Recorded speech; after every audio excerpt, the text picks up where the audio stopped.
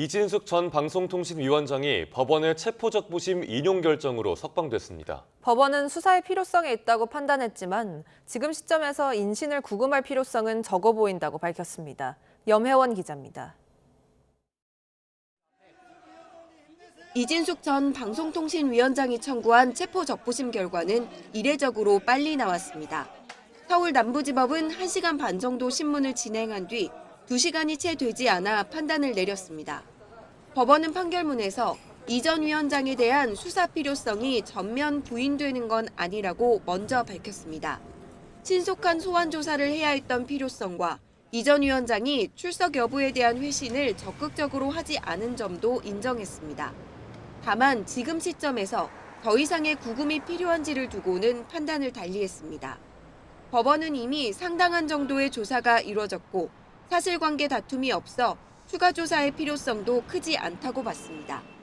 이 전 위원장이 앞으로의 조사에 성실하게 출석하겠다고 밝힌 점도 고려했습니다. 법원으로서는 앞서 체포영장을 발부했던 이유를 부정하지 않으면서도 신병 확보가 더는 필요하지 않다고 판단한 겁니다. 이에 따라 영등포경찰서 유치장에서 결과를 기다리고 있던 이 전 위원장은 즉각 석방됐습니다. 이재명 검찰과 이재명 경찰이 세운 수갑을 그래도 사법부에서 풀어줬습니다. 대한민국 어느 한 구석에는 민주주의가 조금이라도 남아있는 것 같아서 희망을 보고 있습니다. 이 전 위원장은 석방 뒤 연호하는 지지자들 앞에서 현 정부를 비판하며 이재명 대통령을 향한 날을 세웠습니다. YTN 염혜원입니다. 이진숙 전 방통위원장의 체포적부심이 인용된 걸 두고 경찰은 법원이 수사의 필요성과 체포의 적법성을 인정한 데 방점을 뒀습니다. 경찰은 앞으로 미체포 피의자 신분으로 이 전 위원장을 조사할 예정인데 앞으로 수사 내용에 따라 구속영장 신청 여부도 검토할 것으로 보입니다. 김대근 기자가 보도합니다. 이진숙 전 방송통신위원장이 석방되긴 했지만 경찰은 법원이 체포의 적법성을 부정하지 않은 데 주목하고 있습니다. 법원이 신속한 소환 조사의 필요성과 이 전 위원장의 회신 노력이 적극적이지 않았다고 인정했다는 점에 무게를 둔 겁니다. 법원은 국회에 출석하느라 마지막 출석 예정 일자에 나오지 못했다는 이 전 위원장의 주장에도 의문을 표시했습니다. 서울경찰청 관계자는 법원의 결정을 존중한다며 이 전 위원장이 석방된 건 체포의 적법성에 문제가 있기 때문이 아니라 현재 그 필요성이 유지되지 않기 때문으로 안다고 설명했습니다. 이 전 위원장을 석방했지만 체포에는 문제가 없었다는 점을 법원이 지지해 준 것으로 보고 있는 겁니다. 다만 법원이 더 이상 신병 구금이 필요하지 않다고 판단한 점은 경찰에게 고민을 남겼습니다. 경찰은 앞으로 미체포 피의자 신분으로 이 전 위원장을 조사할 방침인데 구속영장을 신청하려면 추가 조사를 위한 신병 확보가 필요 없다는 법원의 판단을 바꿀 수 있는 무언가가 있어야 하기 때문입니다. 법원이 다툴 여지가 있다고 본 주요 혐의에 대해서도 이 전 위원장 측은 유튜브 등 SNS에서의 발언 사실은 인정하면서도 선거에 영향을 미치려는 의도는 없었다고 주장하고 있어 의도성을 입증하는 것이 남은 수사의 관건이 될 것으로 보입니다. YTN 김대근입니다. 이진숙 전 방송통신위원장이 석방되자 부당한 체포라고 주장해온 국민의힘은 불법 체포에 대한 책임을 끝까지 물을 거라고 밝혔습니다. 정당한 법 집행에 대한 정치 공세를 중단하라고 맞받았던 민주당은 석방이 결정되자 국민 상식과 법 원칙에 맞지 않는다며 반발했습니다. 윤웅성 기자가 보도합니다. 이진숙 전 방송통신위원장이 석방되기 전 국민의힘은 법원을 찾았습니다. 이 전 위원장 측이 밝힌 불출석 사유를 경찰이 영장 신청 과정에서 법원에 제대로 전달했는지 의문을 제기하며 석방을 주장한 겁니다. 정치 경찰이 될 경우 앞으로 어떻게 될 것인가 그런 위험성을 제대로 드러낸 이번 사건이 아닌가 생각합니다.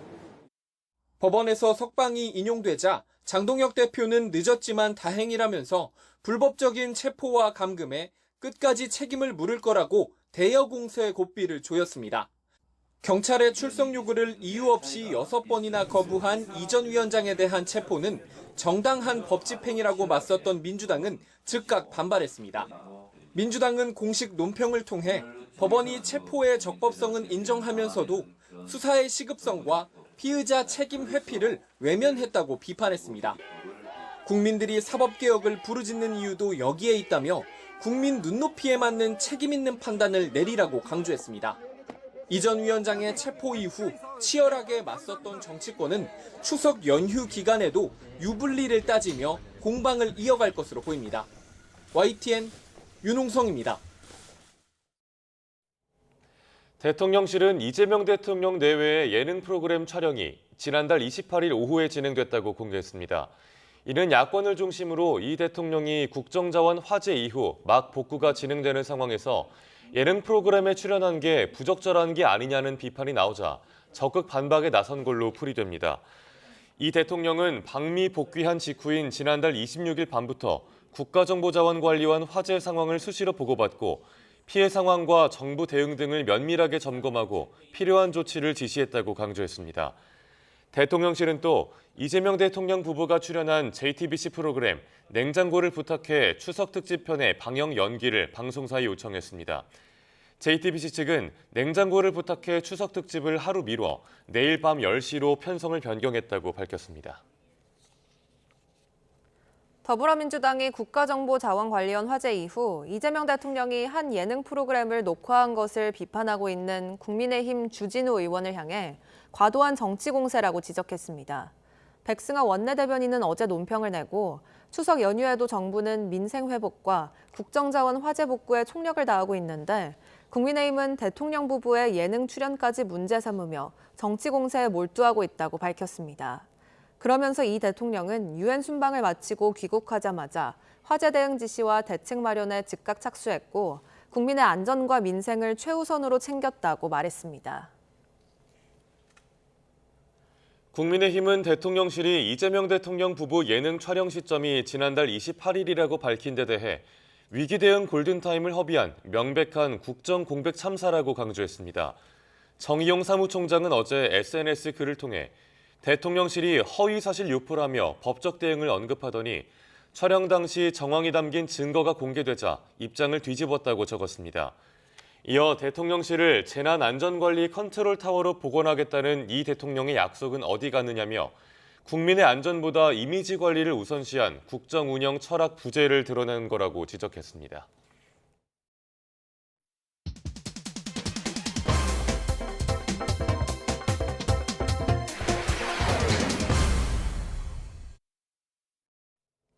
우리 정치의 오늘을 진단하는 YTN 정치 인터뷰 시간입니다. 오늘 첫 시간에는 의전 서열 2위 우원식 국회의장을 만나 계엄의 밤과 민주주의를 물었습니다. 조은지 기자입니다.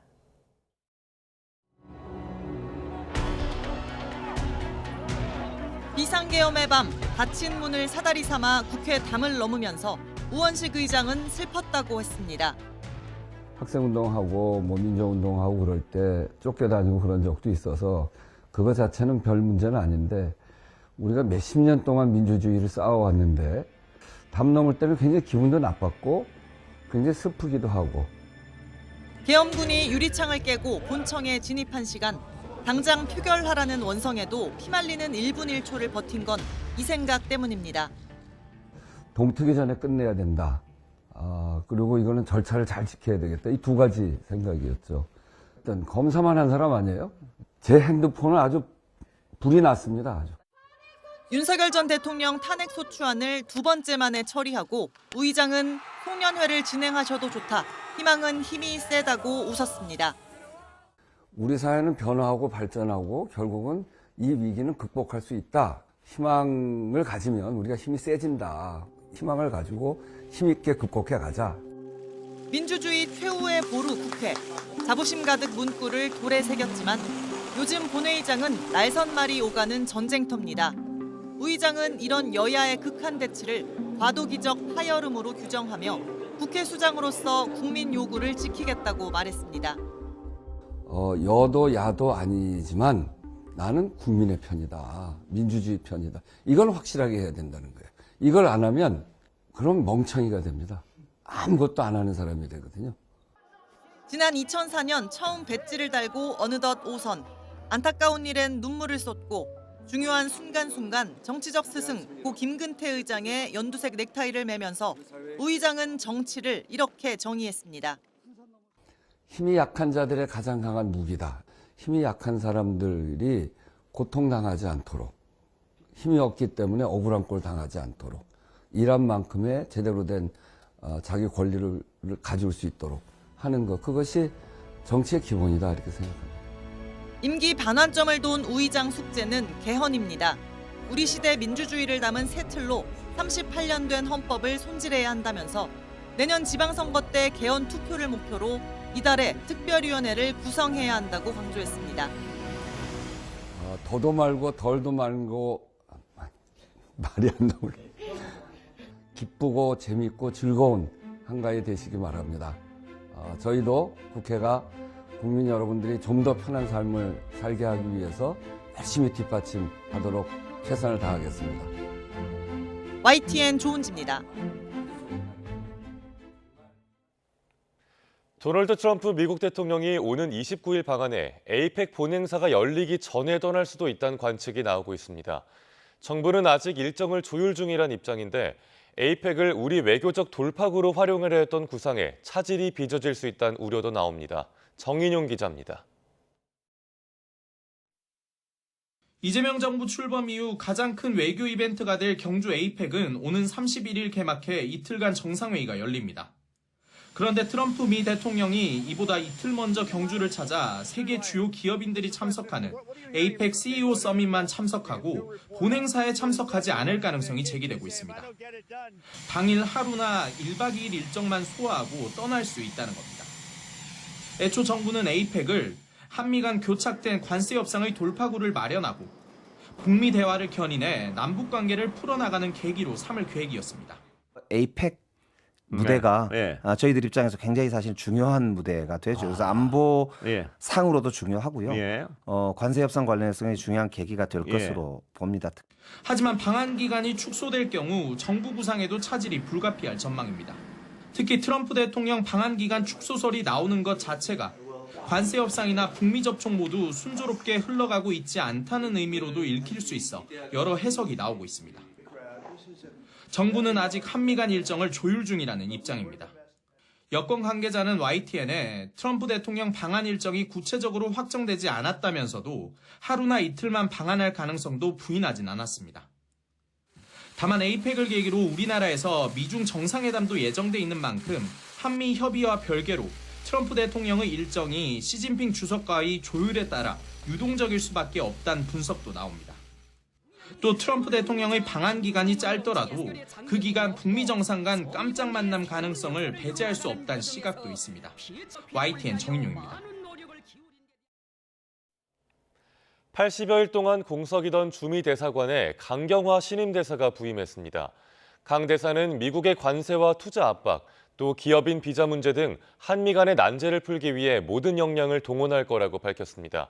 워싱턴에서 신윤정 특파원이 보도합니다. 취임식을 이틀 앞두고 워싱턴 DC에 도착한 강경화 신임 주미대사는 국익을 챙기는 외교 현장에 다시 동참하게 돼 설렌다고 소감을 밝혔습니다. 트럼프 집권 1기 때 외교부 장관을 지낸 강 대사는 당시 트럼프의 스타일과 관심사 등을 파악할 수 있었다며 다시 만난다면 한미 동맹을 강조하고 싶다고 말했습니다. 지금의 당장의 현안들로서 흔들릴 그런 역사가 아니라는 점, 현장의 대사로서 그런 점을 좀 강조드리려고 하고 있습니다. 그러면서 한미 간 만만치 않은 현안이 쌓여 있는 만큼 모든 역량을 동원해 잘 풀도록 하겠다고 말했습니다. 가장 시급한 과제로 조지아주 구금 사태로 촉발된 한국 기업인 비자 문제를 꼽았습니다. 지속 가능한 그리고 우리 기업인들이 신뢰할 만한 그런 비자 운영이 자리를 잡도록. 이뿐 아니라 최종 합의에 이르지 못한 관세 무역 협상과 한국의 대미 투자 패키지 등을 현장에서 지원하겠다고 밝혔습니다. 한국 정부가 요청한 통화 사업에 대해선 아직 미국 측 반응이 없어 더 기다려봐야 할 것 같다고 설명했습니다. 부임에 앞서 강 신임 대사는 현대차 정의선 회장을 만나 관세 25%를 감당하는 어려운 상황을 들었다며 민관 원팀 대응을 강조했습니다. 최근 백악관에서 트럼프 대통령은 북한과 전제 조건 없는 대화를 할 준비가 돼 있다고 밝힌 데 대해선 북한이 나서야 하는 상황인 만큼 미국 당국자들과 긴밀히 협의하겠다고 덧붙였습니다. 대통령께서도 트럼프 대통령께서 북한하고의 대화를 하시는 것을 적극 지지한다는 발언을 하셨고 현장에서도 대통령의 의지를 받들어서 그런 메시지를 계속 각계에 발신을 하고 강 대사는 미국 정부의 신임장 제출 절차 등을 마친 뒤 본격적으로 업무를 시작합니다. 지난 7월 중순 조현동 전 대사 이임 이후 80여일 동안 대사 대리 체제로 운영된 주미 대사관의 외교 기능도 다시 본궤도에 오를 전망입니다. 워싱턴에서 YTN 신윤정입니다. 일본 집권 자민당 총재 선거에서 강경 보수 성향의 다카이치 사나의 전 경제안보 담당상이 당선돼 사상 첫 여성 총리 탄생을 눈앞에 두고 있습니다. 과거사와 영토 문제에서 일본 내 우익과 입장을 같이 해온 다카이치 신임 총재는 야스쿠니 신사참배에 대해 적시에 적절하게 판단하겠다고 밝혔습니다. 도쿄에서 김세호 특파원의 보도입니다. 사실상 차기 총리를 결정하는 집권 자민당 총재 선거의 최종 승자는 다카이치 사나의 전 경제안보 담당상. 1차 투표에서 1위로 결선 투표에 올라 185표를 얻으며 156표에 그친 고이즈미 농림상을 여유 있게 따돌렸습니다. 私自身もワークライフバランスという言葉を捨てます。働いて参ります。 고이즈미 농림상에 비해 당내 의원 지지에서 열세라는 당초 전망과는 달리 보수 성향 의원들이 대거 다카이치 후보를 지지한 것으로 보입니다. 세 번째 도전 끝에 총재직에 오른 다카이치는 오는 15일쯤 국회 총리 지명 선거를 거쳐 사상 첫 여성 총리에 취임할 것으로 예상됩니다. 과거 아베 전 총리의 적극적인 후원을 받았던 다카이치 신임 총재는 역사와 영토 문제에서 강경한 입장을 보여왔습니다. 그동안 태평양 전쟁 A급 전범이 합사된 야스쿠니 신사의 참배를 이어왔지만 총재 당선 후 기자회견에서 향후 참배 여부는 명확히 밝히지 않았습니다. どのように慰霊をするのか、またどのように平和をお祈りするのか、こういったことについては適時適切に判断をさせていただきます。絶対にこれは外交問題にされるべきことではない。 현직 총리의 야스쿠니 참배는 2013년 아베 전 총리가 마지막이었는데 참배를 강행한다면 한국 등 주변 국가의 외교적 마찰이 불가피합니다. 독도와 관련해서도 자칭 다케시마의 날 행사에 장관이 참석해야 한다고 밝히는 등 도발 수위도 한층 높인 바 있습니다.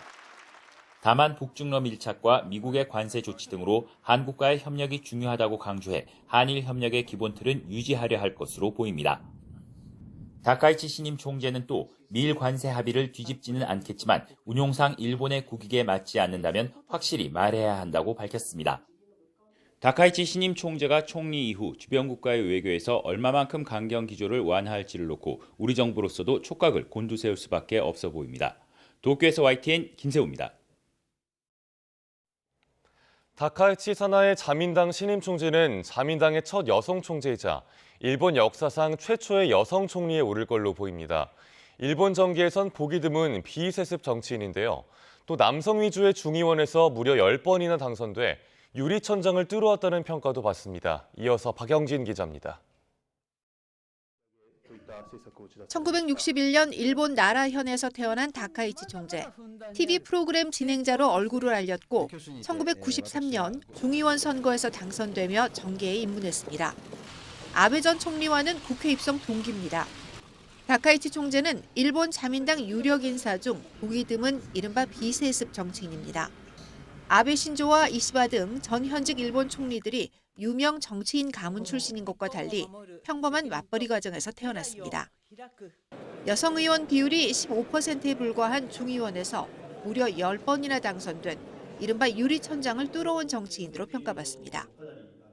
2006년 아베 내각에 들어와 전폭적인 지지를 받으며 2014년 아베 내각에서 여성 최초의 총무대신으로 임명되기도 했습니다. 다카이치는 야스쿠니 신사를 정기적으로 참배하는 등 극우 행보를 보이며 여자 아베로 불렸습니다.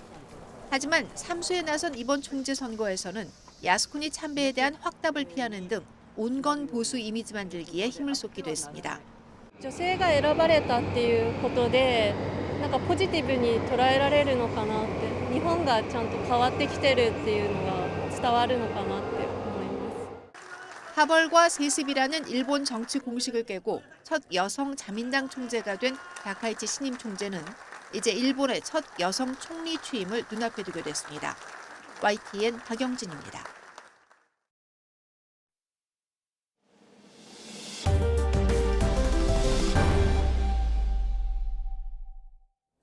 추석 연휴 사흘째인 오늘 하행인 귀성길 정체가 본격 시작됐습니다. 한국도로공사는 YTN과의 통화에서 고속도로 하행인 귀성길이 새벽 5시를 전후로 정체가 시작돼 낮 12시에서 1시에 가장 극심한 정체를 보였다가 밤 9시 이후 해소될 것으로 전망했습니다.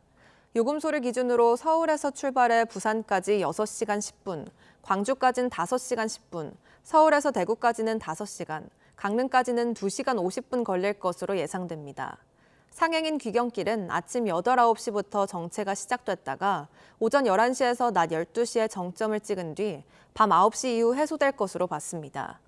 고속도로 예상 차량 대수는 575만 대로 어제보다 약 50만 대 정도 많아질 것으로 보입니다. 연휴 이틀째인 어제 전국 곳곳에서 귀성 행렬이 줄을 이었습니다. 산 넘고 물 건너는 여정에 지칠 법도 하지만 오랜만에 만나는 가족과 긴 시간을 보낼 기대에 밝은 표정이었습니다. 이윤재 기자가 귀성 풍경 전해드립니다. 승강장으로 기차가 미끄러지듯 들어섭니다. 여행 가방에 선물까지 한가득 손에 쥔 귀성객이 내리고 계단엔 어느새 긴 줄이 늘어섰습니다. 긴 연휴에 귀성 행렬이 조금은 분산됐지만 고향을 찾아 오고 가는 귀성객들로 기차역은 온종일 북새통을 이뤘습니다. 한참을 기다리던 할아버지, 손녀 얼굴을 마주한 순간 얼굴에 환한 웃음이 번집니다. 연휴가 길다 보니까 시간을 맞추는데도 좀 용이했고요.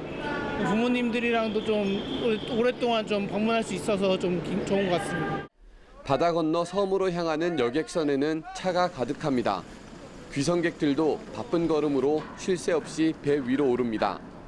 선실 안에선 가족이 둘러앉아 간식을 먹으며 긴 여정을 달래봅니다.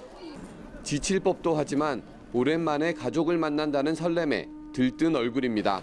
시간적인 여유를 없어서 항상 못 가다가 이번엔 연휴가 좀 길어서 이번엔 이제 처갓집을 방문하게 됐습니다.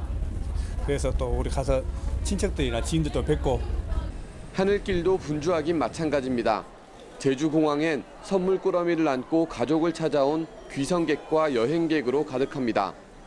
무트로 떠났던 가족을 만나자 웃음꽃이 절로 피어납니다. 길게는 열흘 동안 이어지는 명절은 가족과 함께 소중한 추억을 쌓기에 더없이 좋은 기회입니다. 2박 3일 이렇게 해서 우리 가족끼리 같이 여행하기로 해가지고 온 거예요. 너무 좋아요. 할머니 할아버지랑 여행 오니까 좀 새로운 기분도 들고 재밌게 놀다 갔으면 좋겠어요.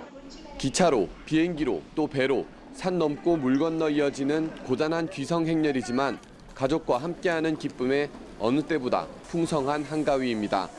YTN 이윤재입니다. 추석 연휴 셋째 날인 오늘 전국이 대체로 흐린 가운데 제주를 제외한 전국에 이따금 비가 내리는 곳이 있겠습니다. 비의 양은 5mm 안팎으로 매우 적을 것으로 예상됩니다. 추석인 내일도 비가 내릴 전망입니다. 기상청은 강원 동해안에 10에서 50mm, 수도권과 충청에 5에서 10mm가 내리겠다고 예보했습니다. 추석 저녁 6시 이후 비가 내릴 것으로 보이는 중부지방에서는 보름달을 보기 어렵고 일부 남부와 제주에서 구름 사이로 보름달을 볼 수 있겠습니다.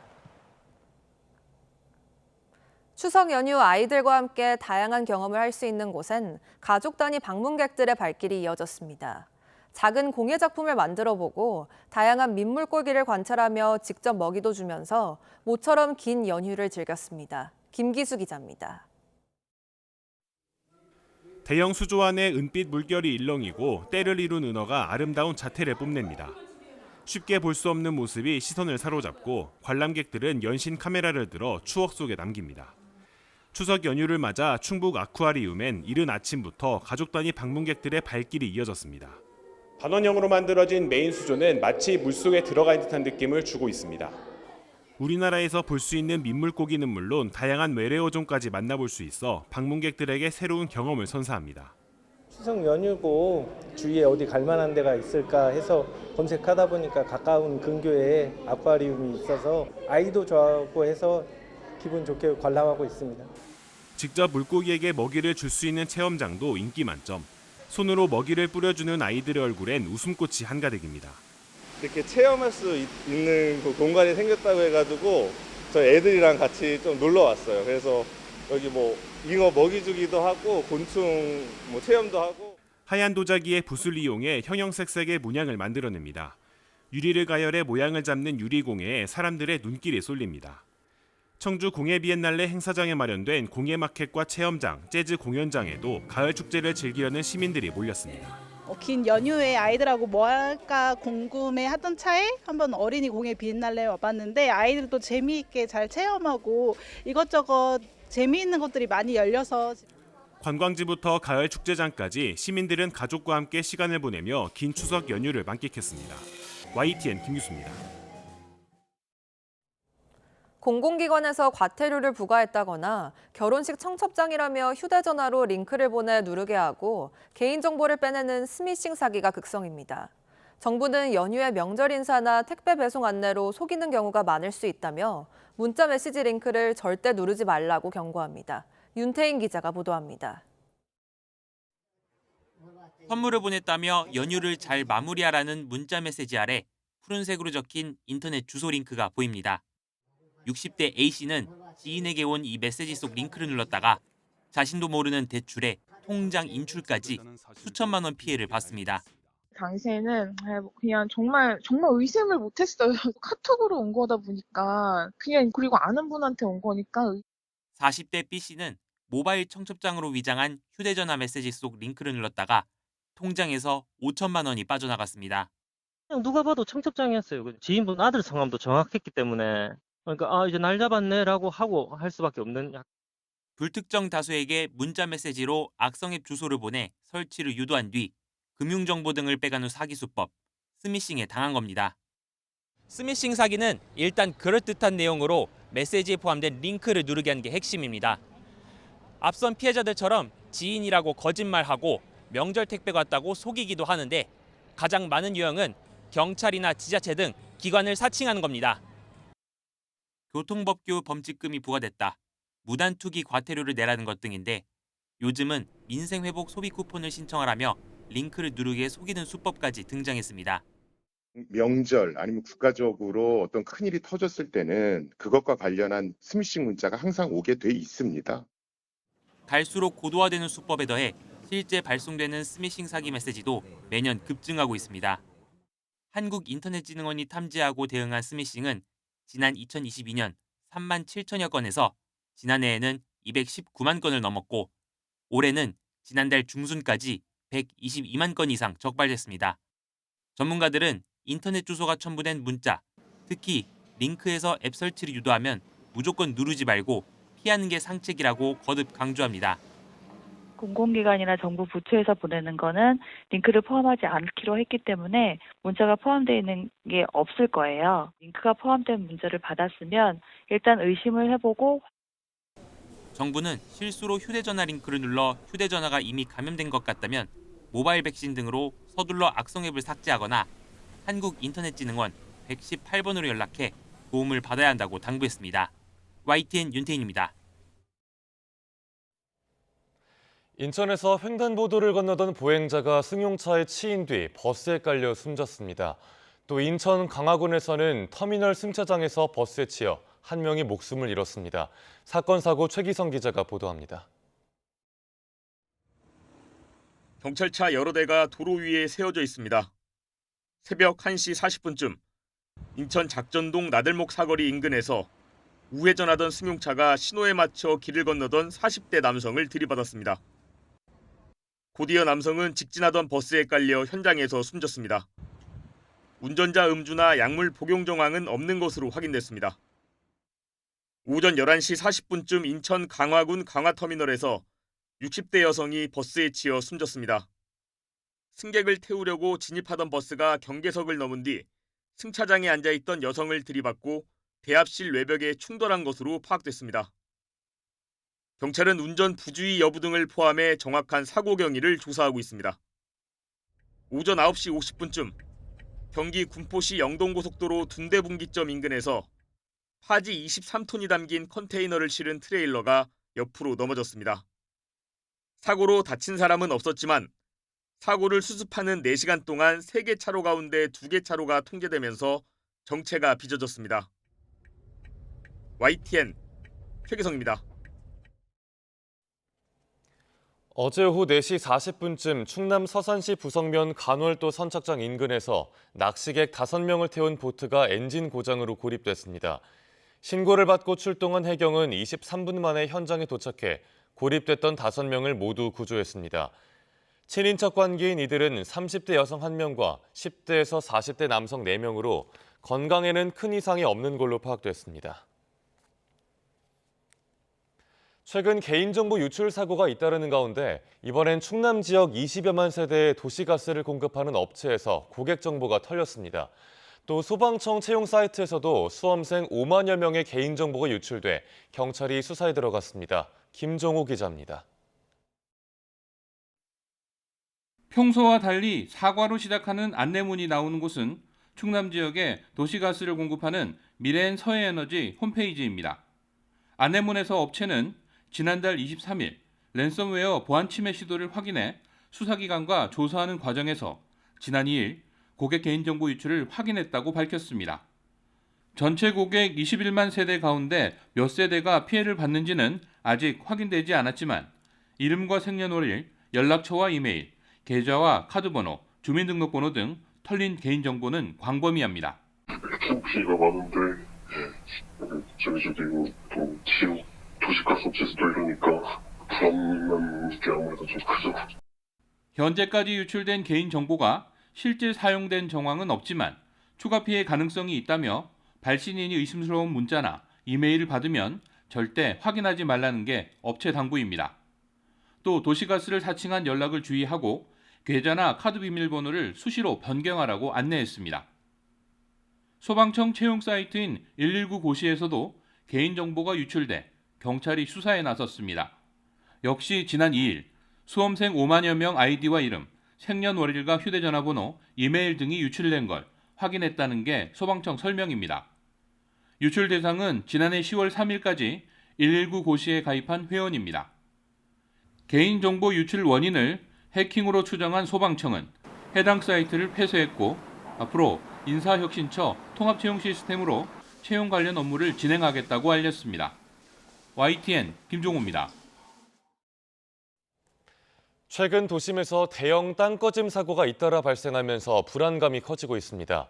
인공지능을 활용한 집안 침하 예측 기술 개발이 한창인데 보다 근본적인 대책이 필요하다는 지적도 나옵니다. 임늘솔 기자가 취재했습니다. 도심 지하 공간에 대한 활용이 늘어나면서 최근 땅꺼짐 현상이 잦아지고 있습니다.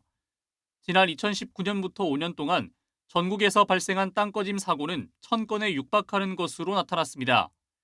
이에 국내 연구팀이 인공지능을 활용한 땅꺼짐 예측 기술을 개발하고 있습니다. 인공지능이 상하수도 등 지하시설물 정보와 과거 함몰 사례 등 데이터를 학습해 위험성을 분석합니다. 여기에 비파괴 탐사 기술인 GPR로 고위험 지역을 탐지하고 지리정보 시스템 GIS와 연계해 집안 함몰 위험도 예측 모델을 만든다는 계획입니다. AI 기술을 활용을 했습니다. 그래서 이 디지털 정보를 AI 분석을 통해서 과학적인 방식으로 근거를 가지고 위험을 예측하는 이런 전체적인 그 프로세스를 개발한 게 저희 의미일 것 같고요. 하지만 땅꺼짐 예측 기술 개발에 앞서 정부와 지자체 차원의 정밀한 지하 공간 현황 파악이 시급하다는 지적입니다. 보다 정확한 예측과 관리를 위해서는 전기, 통신선로 등 기본적인 지하 도면을 넘어 공사 현장이나 개발 현황까지 종합적으로 담은 지하 공간 지도가 구축돼야 한다는 겁니다. 지금 60m까지 깊이까지 하기 때문에 한 100m까지 꿰뚫어 볼 수 있는 땅속 내비게이션 지도를 만들어주라고요. 그래야지 그 공사하는 사람들이 좀 그래도 좀 안전하게 할 수 있지 않습니까? 지금 지도 내비게이션 없기 때문에 운전하긴 하는 겁니다. 가긴 가는 거예요. 근데 얼마나 두렵겠어요. 땅꺼짐 현상은 여러 위험 요인이 복합적으로 작용하는 만큼 철저한 현장 점검과 체계적인 관리, 탐사, 분석 기술 개발 등 종합적이고 다면적인 대책 마련이 필요해 보입니다. YTN 사이언스 임늘솔입니다. 가자지구 종전 협상이 중대한 국면을 맞이한 가운데 도널드 트럼프 미국 대통령이 자신의 사위와 특사를 이집트에 파견합니다. AFP 통신은 백악관 당국자를 인용해 트럼프 대통령 사위인 제러드 쿠슈너와 스티브 위트코프 중동 특사가 가자지구에 억류된 인질 석방 세부 사항을 마무리 짓기 위해 이집트로 향하고 있다고 전했습니다. 이스라엘 매체들도 위트코프 특사가 협상 참여를 위해 이집트 카이로로 오고 있다고 전했고 카타르 방송 역시 5일 카이로에서 이스라엘과 미국의 회담이 있을 것이라고 보도했습니다. 이집트 국영 언론은 이스라엘과 하마스가 트럼프 대통령의 제안에 따라 5일에서 6일 카이로에서 인질 수감자 교환 조건을 논의하는 간접 협상에 참여한다고 보도했습니다. 베냐민 네타냐후 이스라엘 총리가 가자지구에 억류된 모든 인질이 며칠 안에 귀환하기를 바란다고 밝혔습니다. 네타냐후 총리는 현지 시간 4일 방송을 통해 발표한 성명에서 앞으로 며칠 안에 생사와 관계없이 모든 인질의 귀환을 발표하기를 바란다고 말했습니다. 네타냐후 총리의 이 발언은 도널드 트럼프 미국 대통령의 새로운 평화 구상에 대해 전날 하마스가 인질 석방 등 일부를 수용한다고 발표하면서 종전에 대한 기대가 커지는 가운데 나왔습니다.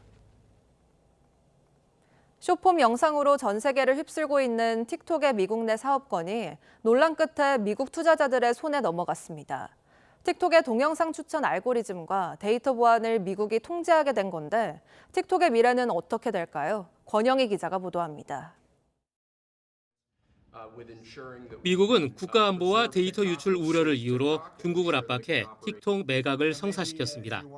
그런 만큼 핵심 요소인 알고리즘과 사용자 데이터 관리 방식에 큰 변화가 있을 예정입니다. 알고리즘은 틱톡 기존 버전을 기반으로 하지만 미국 사용자 데이터로 다시 학습됩니다. I definitely think the algorithm is going to get changed again, and then creators are going to have to figure out different ways to post and like when to post and everything. 틱톡의 미국 사용자 데이터는 오러클이 미국 내 서버에 저장합니다. 미국 업체들이 소프트웨어 업데이트, 알고리즘, 데이터 흐름을 모니터링하게 됩니다. So I'm more worried about the creators and whether or not they'll be censored, and then what the algorithm is going to start showing you. Sure, yeah, I'm concerned about it, absolutely. 틱톡을 사용하는 미국인은 1억 7천만 명이 넘습니다.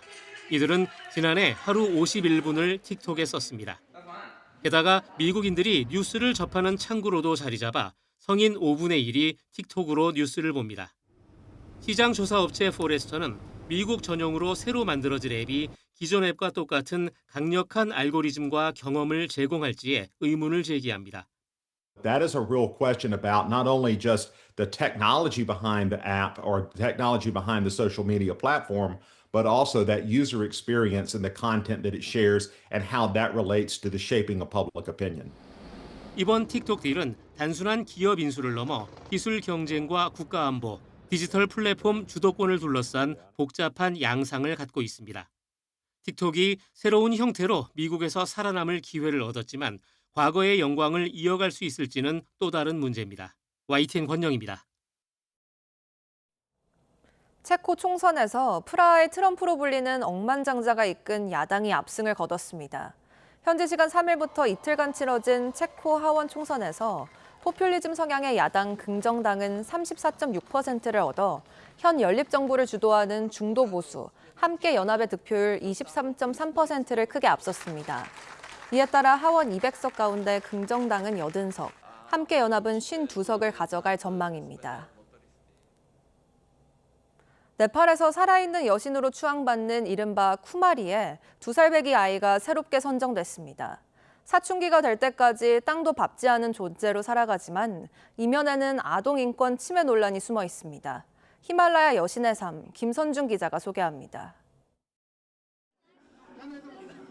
붉은 옷을 입고 짙게 화장을 한 아이가 어른의 품에 안겨 거리로 나섭니다. 신전으로 향하는 아이를 보기 위해 거리는 인파로 가득 찼습니다. 태어난 지 이제 2년 8개월 된 아라타라 샤카는 9월 마지막 날 살아있는 여신 쿠마리에 선정됐습니다. 2살에서 4살 된 여자아이 가운데 선발되는 쿠마리는 고운 피부와 치아를 가져야 하고 어둠을 두려워하지 않아야 합니다.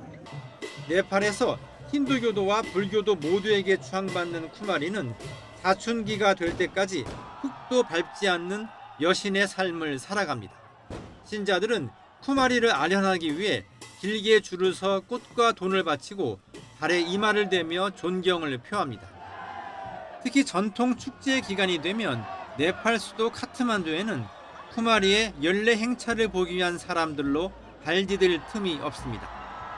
आज हाम्रो इन्द्र जात्रा कुमारी रथ यात्रा सुरु हुन गइराखेको छ। माहौल हेर्नुहोस् यहाँ काठमाडौँको जुन 75 जिल्लाकै जन मानिसहरू जनताहरू जन आएर यो जात्रा अवलोकन गर्नको लागि.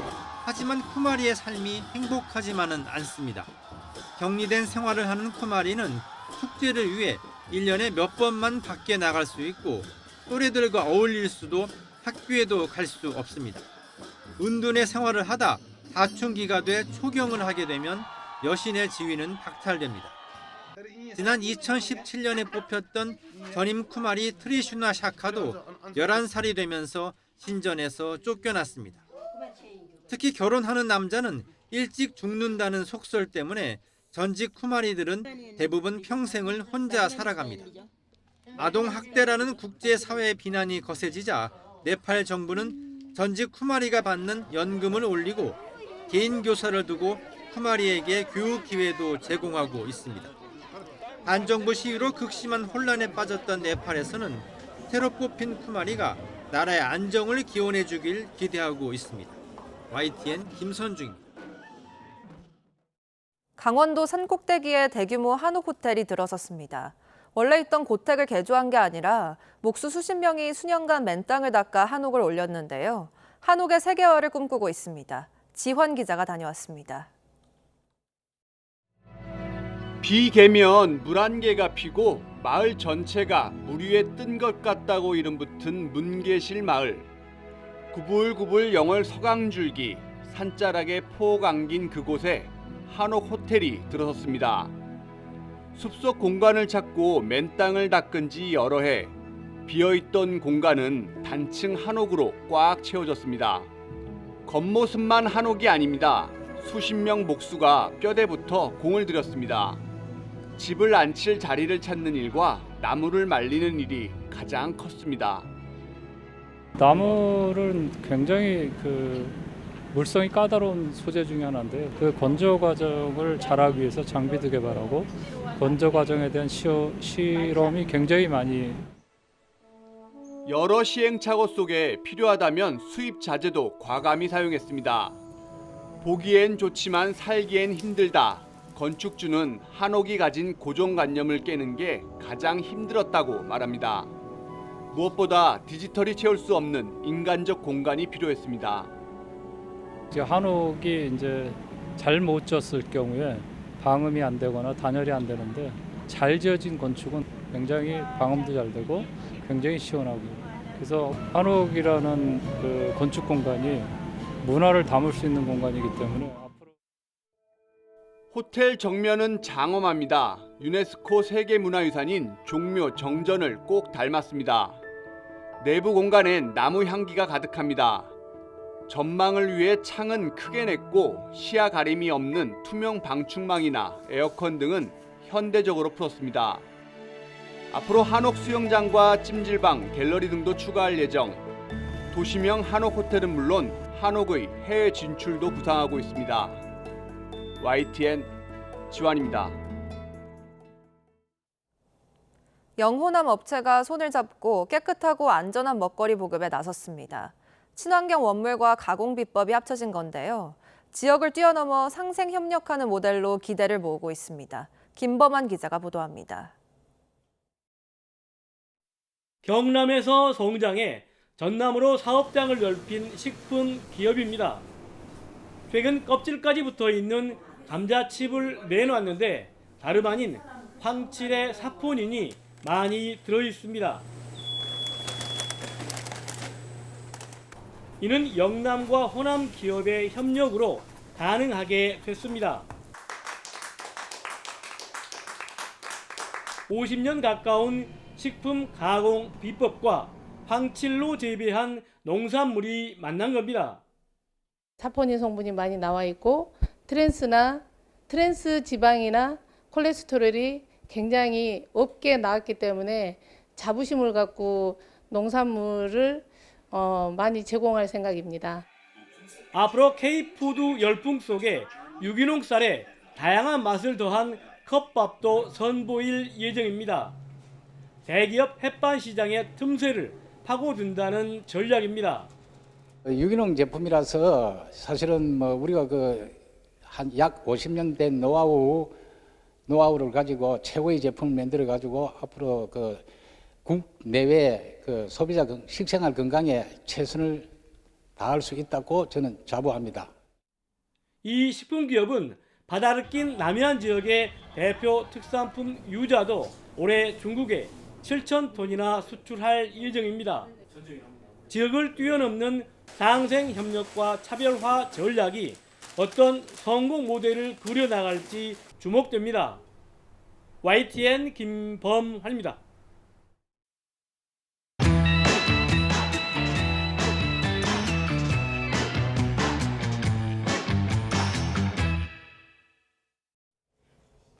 한국 대중가요에서 최고의 가수를 꼽으라면 여러분은 누구를 떠올리시나요? 저마다 기준과 취향이 달라서 여러 가수들의 이름이 나오겠지만 그래도 모두가 인정하는 가수는 있습니다. 바로 송창식이 그 가운데 한 명인데요. 어느덧 팔순을 바라보는 나이지만 하루도 연습을 거르지 않는다는 영원한 가객 송창식을 박순표 기자가 만났습니다. 해방 이후 모두가 가난했던 시절 인천에서 조부모 손에 자란 송창식에게 음악은 처음부터 사치였습니다. 그러나 재능만큼은 남달랐습니다. 요즘 아이들은 초등학생만 되면 벌써 다 음계로 노래를 하거든요. 우리 때는 그게 없었어요. 근데 이제 책에 그 콩나물대가 내다가 음계 이름을 이렇게 써서 놓은 책들이 많았어요. 이렇게 도미솔 이렇게 미솔솔 랄랄랄랄라 이렇게 써놓은 콩나물대를 쓴 것들이 많았어요. 그러니까 가사로 그걸 하지 않고 그걸 따라서 하다 보니까 음계의 체계가 잡힌 거죠. 혼자 음악을 배운 송창식은 중학교 선생님 손에 이끌려 우연히 나간 콩쿠르에 입상하면서 서울예고로 진학합니다. 하지만 어려운 가정 형편에 학교를 중퇴하고 운명처럼 세시봉을 만납니다. 그대 영원할 줄 알았네. 예고를 중퇴하면서 음악은 하긴 해야겠는데 할 방법은 없고 하는 말하자면 좀 마음이 다급하잖아요. 그러다가 세시봉이라는 데를 그냥 어쩌다 가게 된 거예요. 어쩌다 가서 노래를 했는데 거기 있는 세시봉 주인 아저씨가 세시봉이라는 이름을 걸고 그룹을 하나 만들어봐라. 그러면 우리가 밥은 먹여줄게. 윤형주와 만나 1968년 트윈폴리오로 데뷔했고 다시 솔로로 활동하면서 가요 무대를 평정합니다. 고래사냥, 피리 부는 사나이, 한 번쯤, 상하이 노래, 내 나라 내 결의 등 지금까지 들어보지 못한 명곡으로 70년대 대표 가수에 자리합니다. 팝송 하는 그런 음악 실력 가지고는 내가 가수라고 할 수가 없겠더라고요. 그래서 거기서 빨리 탈피했어요, 저는. 그래가지고 그 다음에는 이제 정식으로 한국 가요를 한 거죠. 근데 그걸 먼저 있던 다른 사람들이 하는 그 가요의 형식으로 할 수는 없었고, 그러니까는 그때까지는 없던 전혀 다른 형태의 대중가요로 노래를 만들어서 하기 시작한 거죠. 국악을 접목시킨 가나다라, 참새의 하루, 담배가게 아가씨 등으로 송창식은 80년대 이미 레전드 반열에 올랐습니다. 밑바탕에는 음악에 대한 겸손함이 알려 있습니다. 그러나 그 아가씨는 잘하는 게 아니다라는 게 늘 저변에 깔려 있었어요. 왜냐면 그동안 너무나 다른 사람들이 교육받고 그런 것들을 난 못 받았으니까 내가 이게 잘하는 거는 분명히 아니다. 내가 얼만큼 못하는가를 늘 인지하고 있었다는 거지요. 1987년 이후 공식적인 신곡을 내놓고 있지 않지만 송창식의 노래는 수많은 후배에게 영감의 원천이 되고 있습니다. 그런 후배들에게 송창식의 부탁은 단 하나입니다. 포기하지 말라는 거죠. 어느 나이가 되면 그 전에 가장 자기가 전성기라고 생각했던 것이 안 될 때가 있다고요. 어느 순간 그때 안 되는 걸 키우면 또 새롭게 잘 되는 것이 생기는데 절대로 포기만 안 하면 그게 사회적으로 큰 성공을 이끌진 못한다 하더라도 스스로한테는 큰 성공을 이끌 거라고요. 포기만 안 하면. 우리는 빛이 없는 어둠 속에서도 찾을 수 있는 하루도 빠지지 않고 연습하면서 내일은 더 노래가 잘 될 거라고 믿는다는 송창식. 왜 송창식이 최고의 가수이고 작곡가인지 음악에 대한 자세를 통해 스스로 증명하고 있습니다. YTN 박순표입니다.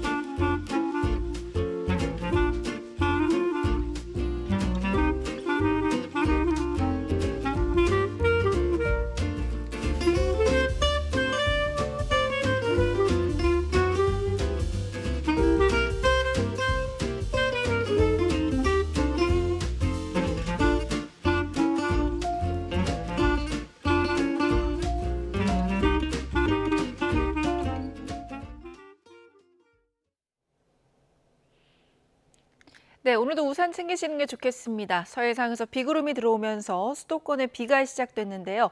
어제처럼 비가 오락가락하겠고 소강 상태를 보이는 곳이 많겠습니다. 양도 5에서 10mm 정도로 많지는 않아서 귀성길 큰 불편은 없겠습니다. 오늘 아침까지 충청과 남부는 안개가 짙게 끼겠고 종일 흐리겠습니다. 추석인 내일도 전국에 비 소식이 있는데요. 중부지방은 보름달을 보기가 어려울 전망입니다. 서울은 오후 5시 32분에, 대구는 5시 26분에 달이 떠오르겠습니다.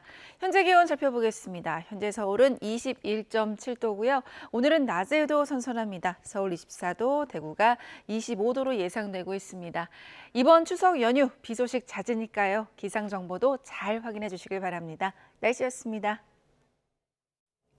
뉴스타트 2부 마칩니다. 잠시 후 3부가 이어집니다. 시청해 주신 여러분 고맙습니다.